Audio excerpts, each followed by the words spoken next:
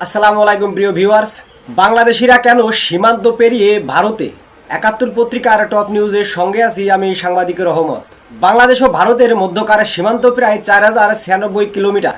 ১৯৪৭ সালে বাংলা ভাগের পর থেকে ২০২৫ সালে এসেও বাংলাদেশি নাগরিকদের ভাগ্যের কোনো পরিবর্তন হয়নি। এমনকি ভারতে বসবাসকারী বাঙালিদেরও কোনো ভাগ্যের পরিবর্তন হয়নি। বাংলাদেশের নাগরিকরা সব ক্ষেত্রে বৈষম্যের শিকার। পরিবার পরিজন বাঁচাতে কাজের খোঁজে ভারতে যাচ্ছেন। কাজ করে ভারত থেকে তারা বাংলাদেশেও টাকা পাঠাচ্ছে, যা দেখে বাংলাদেশের অন্যরা ভারতে যেতে উৎসাহিত হচ্ছে। অনেকেই আবার কাজের ফাঁকে দেশেও ফিরে আসছেন। ভারতে বর্তমানে অবৈধ অনুপ্রবেশকারীদের ধরতে চিরুনি অভিযান চালাচ্ছে মোদী সরকার। অবৈধ অনুপ্রবেশকারী আটককারীদের সাগরে ফেলে দিচ্ছে, অনেকে আবার সুন্দরবনে বাঘের এরিয়ায় ফেলে দিচ্ছে মোদী সরকার। ভারতের আরএসএস নিয়ন্ত্রিত বিজেপি সরকার ঘোষিত ২০২৫ সালের মধ্যে ভারত হবে হিন্দু রাষ্ট্র।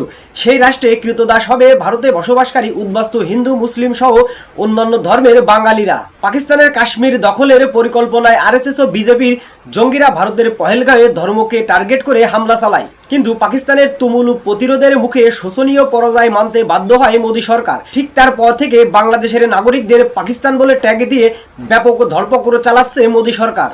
পশ্চিমবঙ্গের বাঙালি মুসলিমরা ভারতের যে রাজ্যগুলোতে বসবাস করে সেই রাজ্যের এরিয়ায় বুলডোজার দিয়ে ঘরবাড়ি গুড়িয়ে দিচ্ছে মোদী সরকার।